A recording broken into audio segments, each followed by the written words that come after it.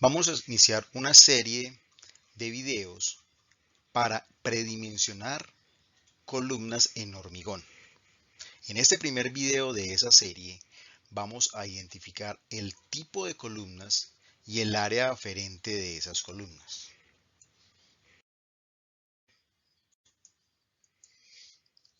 Esta es una planta académica de una edificación compuesta 12 columnas y vamos a iniciar identificando cómo se definen estas columnas. Primero, vamos a observar esta columna.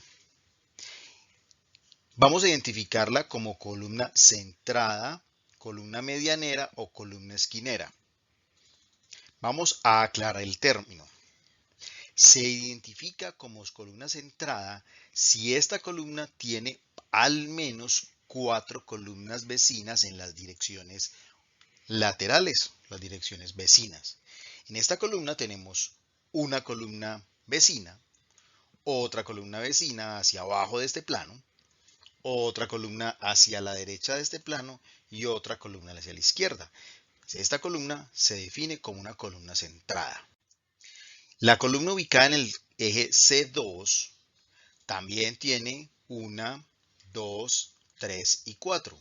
Como tiene 4 columnas vecinas, se denomina columna centrada.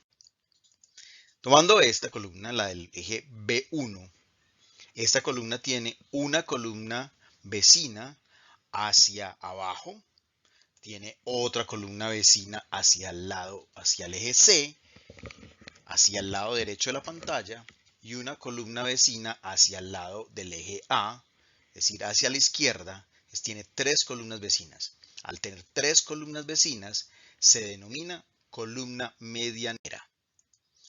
La columna del eje B3 tiene una columna vecina hacia arriba de la pantalla, hacia la derecha y hacia la izquierda. Esta columna tiene un voladizo hacia abajo de la pantalla.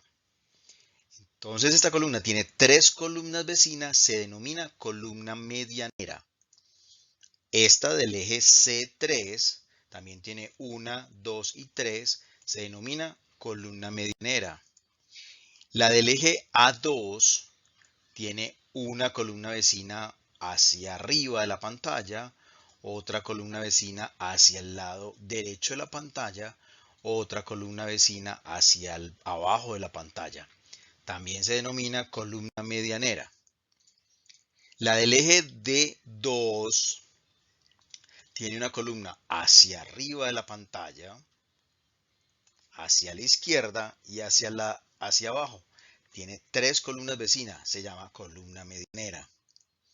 En el eje A1 tenemos una columna medianera, una columna vecina hacia el lado derecho de la pantalla y una columna vecina hacia el lado de abajo de la pantalla. Tiene únicamente 2 columnas. Al tener 2 columnas se denomina columna esquinera. La columna del eje D1 tiene una columna y otra columna vecina. Se denomina columna esquinera. La columna del A3 tiene una columna vecina, 2 columnas vecinas. Se denomina columna esquinera. Y la del eje D3 tiene una columna vecina y 2 columnas vecinas. Se denomina también columna esquinera. Ahora vamos a hablar del área aferente. Vamos a calcular el área aferente o a graficar cómo se calcula el área aferente de la columna B2. Para eso tomamos la distancia que hay entre la columna que le estamos calculando su área aferente y la columna vecina. Dividimos por 2 y eso nos define esta línea. Tomamos hacia abajo la distancia que hay entre la columna B2 y B3, dividimos por 2 y nos define esta línea. Ahora vamos para la derecha. La distancia que hay entre la columna B2 y C2, dividimos por 2 y nos define esta línea. Ahora vamos para la izquierda. tomamos la distancia que hay entre B2 y A2, dividimos por 2 y nos define esta línea. Esta superficie que hay ahí es el área aferente de esa columna. Desde un punto de vista mnemotécnico, podemos imaginarnos las cargas o el área aferente como si fuera agua sobre un techo.